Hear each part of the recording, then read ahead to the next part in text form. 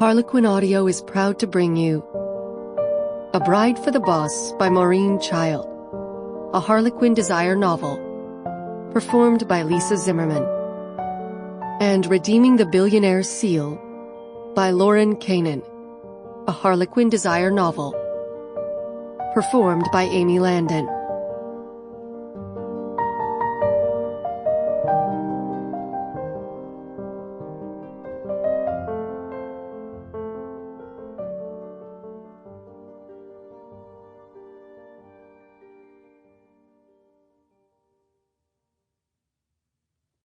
A Bride for the Boss by Maureen Child. 1. What do you mean, you quit? David McCallum stared at his assistant and shook his head. If this is a joke, it's not funny. Andi Beaumont took a deep breath, then said sharply, "Not a joke, Mac. I'm dead serious." He could see that, and he didn't much care for it. Usually when Andi stepped into his office, it was to remind him of a meeting or a phone call, or to tell him she'd come up with some new way to organize his life and business. But at the moment, she had angry glints firing in her normally placid gray eyes, and he'd do well to pay attention. Having a younger sister had taught him early to watch his step around women.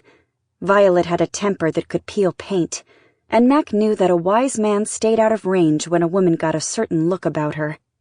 Right now, Andi, his calm, cool, organized executive assistant, appeared to be ready for battle.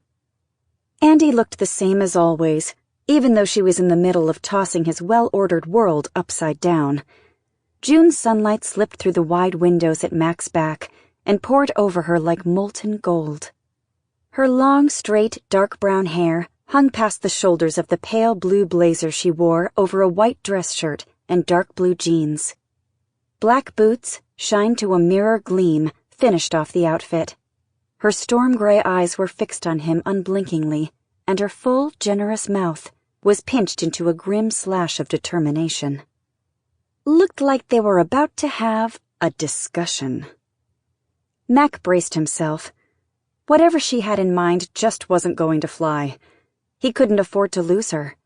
Hell, running McCallum Enterprises was a full-time job for 10 men, and damned if he'd let the woman who knew his business as well as he did simply walk away. She'd been his right-hand man, woman, person, for the last 6 years, and Mac couldn't imagine being without her. When something needed doing, Andi got it done. Mac didn't have to look over her shoulder, making sure things were handled. He could tell her what he needed and not worry about it. Andi had a knack for seeing a problem and figuring out the best way to take care of it. She could smooth talk anyone, and if that didn't work, he'd seen her give an opponent a cool-eyed glare that could turn their blood cold. There'd been plenty of times when Mac had actually enjoyed watching her stare down an adversary. But he had to say, being on the receiving end of that icy look wasn't nearly as enjoyable. What had brought this on? Why don't you take a seat and tell me what's got you so angry? "I don't want a seat," she said, "and I don't want to be soothed like you do those horses you love so much." He frowned. Then what exactly do you want? "I already told you. I want to quit." Why the hell would you want to do that? Her gray eyes went wide, as if she couldn't believe he even had to ask that question. But as far as Mac knew, everything was just as it should be.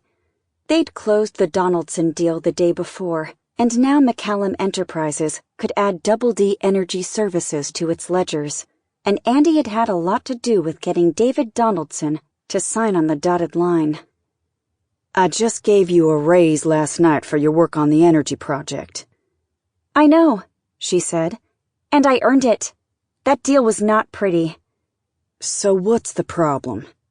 "You told me to take over the planning for Violet's baby shower." He drew his head back and narrowed his eyes on her in shocked surprise. With her talent for list-making and organization, Andi should be able... Sample complete.